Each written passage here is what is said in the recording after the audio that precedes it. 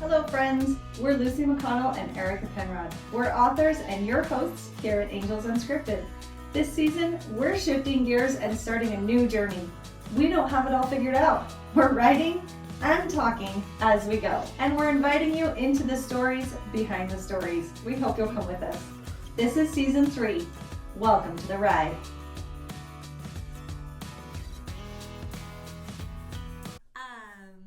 Hello and welcome back to Angels Unscripted. I am your host, Lucy McConnell, with my dear friend, co-author, and co-creator, Erica Penrod. We are here today to talk to you about Gritstone Ranch and some amazing stuff. So we're just going to jump in because let's go. So many exciting things to talk about. Okay. So I love talking about how we're writing this book series, but it's also like living life. It applies to your life. You would not think, or maybe most people think, my life could be a book. Yeah. Oh, for sure. Oh, like so everyone's lives are a story. The phrase that truth is stranger than fiction is for real. Yeah. Like that is a for real thing. Yeah. There's so many things that happen in my life that I could never put in books because people would be like, A, it doesn't make any sense. That's a total plot hole. Yeah. Or B, that is too weird. Like they just wouldn't believe that it happened. So yes, I'm a 100% believer that actually fiction is more normal than real life. Like I love that thought of like I couldn't even make this up. Right. Like I think I shared that with on our most recent cruise, some things that happened along the way, and I'm like I could not have made this up. Like this is crazy. But so I love that. So it's so exciting. We're world building. We're in Gritstone, the fictional town in Colorado. Yes. Go ahead. And I was gonna and we have our necklace giveaway that is up and running right now. Yes. If you have not entered, now is your time because it's going. Like people are entering. They're looking at this stunningly beautiful necklace and they are jumping into the Gritstone world because they want to be a part of it. And so I'm thrilled. Like I cannot believe how many people are already entered and are excited about Gritstone as much as we are. I am so jealous of everyone who has the chance to win this necklace. Right. And like why we did it now, because we've been talking about Gritstone for a couple months maybe. Anyway, so we're working on this. We're in this world. Yeah. And the book is coming out in September, which we're so excited about. We're so excited that we can't wait for you to be part of Gritstone World. We want you to come now. Yes. So come sign up for this necklace. Come try to win this necklace and see what we're all about. Like the website is so great. Oh. There's things to go explore and anyway, I love it. Cookbook is on the website. So fun. We have the necklace entry. We have about the authors. You can learn a little bit. Oh, and we have cowboy books that are already available now. Erica and I have already written several cowboy series, and so these ones are from our backlist, is what they call it, and they're up there. They're up. They're ready. Go. Jump in. They're in KU, so if you want to like binge free, cowboys, free on Kindle Unlimited. Yes. So So this is it's so many exciting. fun So the things. website's awesome. It already has things for you, and so yes, please go visit, enter to win the necklace, and enter to win that necklace. Yes. Oh, for sure! I can't wait to give that necklace to somebody. I am so excited. I know. It's just what we love. Okay, so going back, so this is our excitement. This is like living in this world, building this world, and so let's talk about building Gritstone Ranch. Yeah. Let's talk about one of our characters who. Our main guy in Leather and Lies. Oh, yeah. Okay. Tell us a little bit about him, some of his struggles, and like what we're talking about today. So I can't talk about him without like referencing where he came from and who he came from. So the founding four. I'm like the founding four for Gritstone. Almost said founding fathers. I was going to say founding fathers, and I stumbled on that. Yeah. The founding four of Gritstone Ranch, the town. One of them was the sheriff.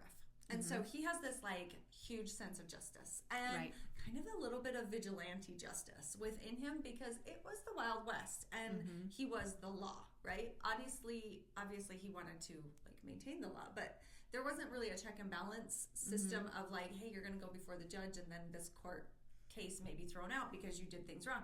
Like if he shoots somebody and says they deserved it, then they deserve it. Well, I loved how you were like, we were talking about this character and you're like, kind of like Batman? Yeah.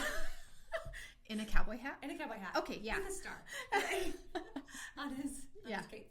So he's a Batman character. He's the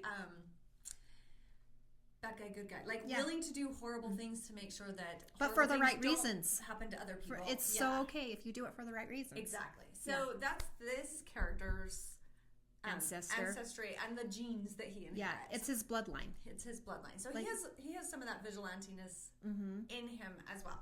And so that's one of the reasons why I love him so stinking much, is because if he sees an injustice happening, he will step in and he will take it to fisticuffs. If he, like, meet me in the parking lot, I'm going to kick your butt because you do not treat a lady that way, kind of stuff. And I love that, that sense of right and wrong, and the cowboy code that is like, women are precious, respected, and you do not disrespect women or you're going to get your butt kicked, and things like that. But at the same time, the thing that I love about this is he does stuff that I don't necessarily like.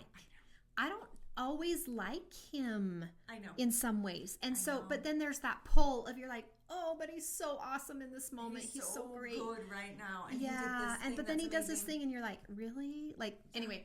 Yep. So fascinating character. Super excited about that. I know. Yeah. And we've talked about it within our writing. Sometimes there's moments where we're like, what is the worst possible decision this character could make at this moment? Like, and would it be realistic for them to actually make that decision? Because human beings, we do this. Like, we go on, I don't want to say autopilot. It's not really autopilot. It's like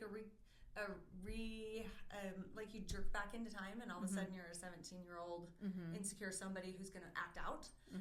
So, the characters do that. Yes. And so they're going to make these decisions that are not necessarily the best or most thought out decision.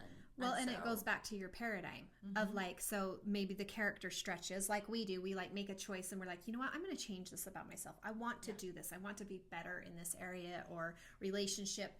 And we go to do it, but then our old paradigm is like, I don't think so. I know. Yeah. I don't think so. Yeah. You're trying really hard to be evolved, but no, thank you. So that's one of the things that I love about him, is that, like, his sense of what's right and wrong is so strong as far as like justice goes, but sometimes the execution of that does not go over well. So, and like his code maybe doesn't match the laws, like as far as like the legality of the town and like all of that stuff. So I think that's interesting. Who's going to tell on him? Yeah. Kind of a thing. Right. I love it. So yes, but also he's one who, when he loves, he's all in, and that woman is his world, and that's like, oh my gosh, so incredibly attractive that he would do anything for her, but also try and be anything for her. But that doesn't amazing. Always pan out well though for him. No. Like I mean, like his intentions are always because he loves her so much, but it doesn't always appear that way. Right. And so that's another like fun part of this character, and this, I mean, that's what we're doing. Like these characters, like we're stretching ourselves as authors. Right. Because I have a hard time writing my hero in situations where they do things I wouldn't want them to do. Yeah. I don't know how to explain that. Yeah. It's like, I always wanted to write books that have good examples in them. But at the same time, we're human. Does that make sense? So if the motivation is there and you can read the motivation and things, then whatever. But like, I don't know. So I am struggling a little bit to write. Yeah. I said, don't worry, I can teach you how to be evil. I know, it's a good thing we're doing this together. Because I literally expressed that the other day as I was getting out of the car. I was like, okay, this is like kind of my struggle today. And she was like, that's okay, I'll teach you how to be evil. Alrighty, it's fine, I can do this. Yes. No, so like along that line, as you're talking about like writing characters that in real life, you're like, I don't know if I want them to do that though. But we have, as we created this world and this series, we've had the words like universal fantasy. We've been reading and like applying universal fantasy, but also taking it to epic Western. Epic Western is part of it. And so we are pushing the envelope in a lot of ways for ourselves. Yeah. And these characters are going to be morally gray in a few areas that we haven't approached before, done before. Yes. So now, let me just say that doesn't mean that you're going to pick up this book and find language that No, you find offensive no. or any like things like that. They're going to be real people, but they're like those things that wouldn't, you know, we're going to be good. Like, it's going to be a great story. It is a great story. Like, incredible yeah, story. but these people are dealing with real issues. The epicness is the issues that they have to deal with. So let's bring this back to how this applies to life. Right. Like, we've talked about all of these things. You come into life and you have these generational things that you're stuck with. You have all of these things that you deal with. You have all these decisions you have to make about who you want to be, and a lot of that is played out by who your ancestors were. Right. So, but how does this affect what we're doing right now? How does this translate into real life? So we're talking about the characters stretching, growing. We're talking about us doing that as authors.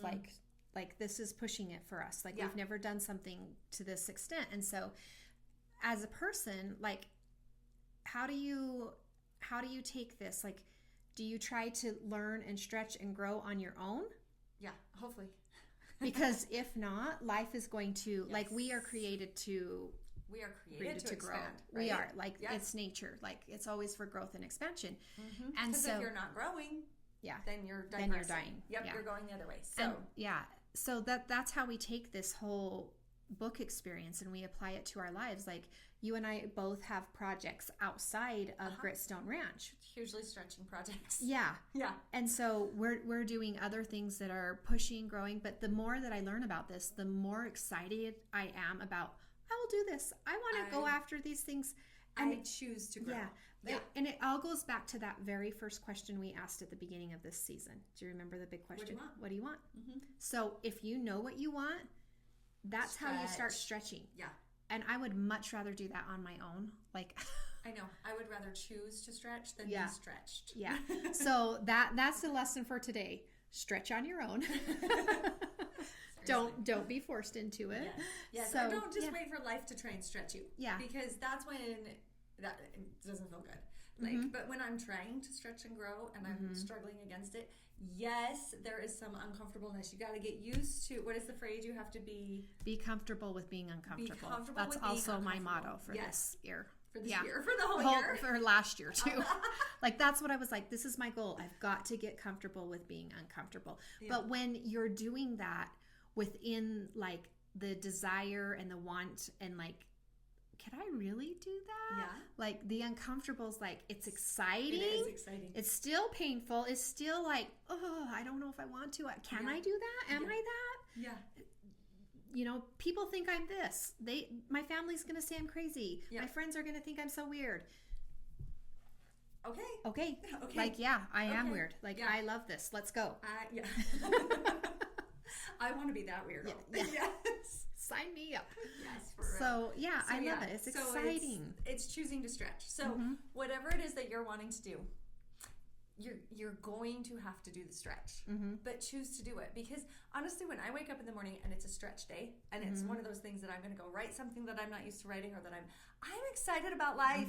That is what makes life exciting. Is that I get jonesing on it. Like, wait a minute. No, what word is that? I just really, really, really love waking up in the morning and being excited about what I'm going to do today.